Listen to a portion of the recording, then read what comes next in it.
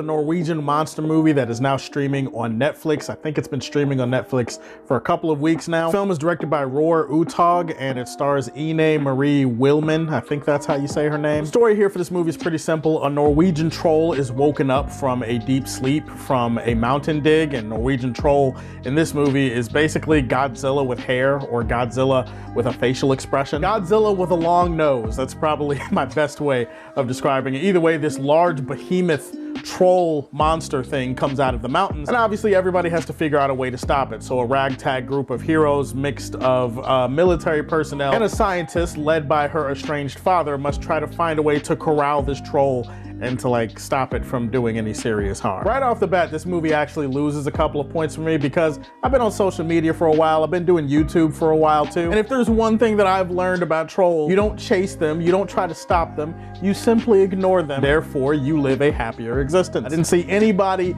take that tactic, therefore the movie probably loses some points for me. Putting that aside, that's more of a nitpick. Let's get into how the movie actually is. One thing I could praise about this movie is the cinematography, and it's probably because I'm a Lord of the Rings fan that I'm just a sucker for cinematography that features large mountains and huge landscapes. This movie features some big, huge Norwegian mountains and greenery and shrubbery and forests, and it's just a beautiful looking movie, extremely well shot, well lit, all of that. Love the way they capture the scope and the scale of this troll, this monster that is kind of just walking around and then people are just getting in its way, and it's kind of like, fuck man, I'm just trying to get somewhere, do you mind? If anything, this movie did a good job at convincing me to actually be on the side of the troll, which again, according to internet rules, is not really supposed to happen. There is an emotional relationship at the core of this movie between a scientist and her father. And that relationship really forms the emotional backbone for the movie. It does a lot of the heavy lifting. That relationship is well developed and well cultivated. There's some interesting-ish lore, and like specifically with the folklore surrounding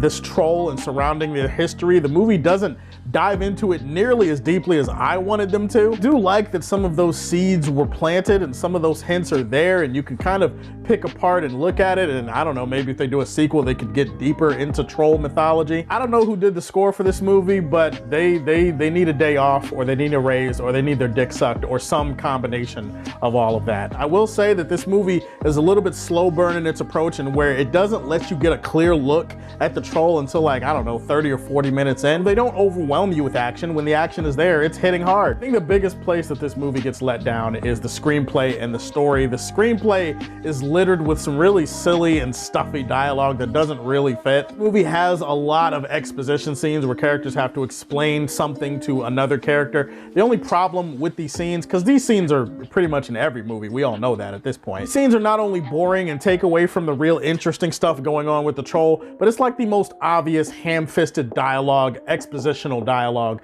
that you could have in a movie like this. Like, a character will take 5 minutes to explain the obvious to characters that we don't care about, and they'll explain the obvious that we, the audience, already know. So it feels like they're just kind of repeating themselves for no reason. In that sense, you could tell that some parts of this movie were meant to be like a cheesy throwback, like maybe it's supposed to feel like a 90s or early 2000s movie where characters just kind of said the most obvious, corniest thing at the moment that they could have said it. Some of that didn't really work in here. Also, outside of the main relationship with the daughter and the father, a lot of the other character work here is pretty shoddy. I actually spent a lot of time in this movie focusing on characters that are not that interesting or compelling, that are actually kind of boring and annoying compared to the main story you're following. And this is made worse by the fact that a lot of these characters are here for humor that is not well placed and extremely unfunny. When the movie wasn't focused on Nora and her father, I was just like, why are you here? Like, who put you in this movie?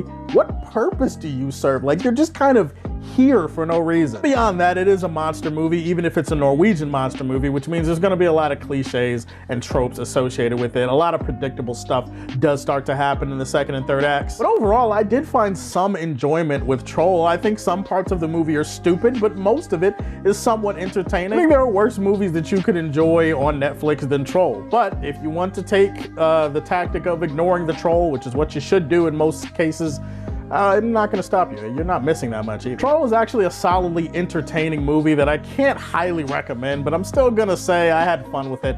I'm gonna leave this one in the Daily Planet. What's your favorite monster movie of the last 5 to 10 years? Go ahead and put that in the comment section. Please like and subscribe to the Superfan Show, and if you like what you see, tell me how you feel, and stay tuned to hear more from the Man of Steel. Peace.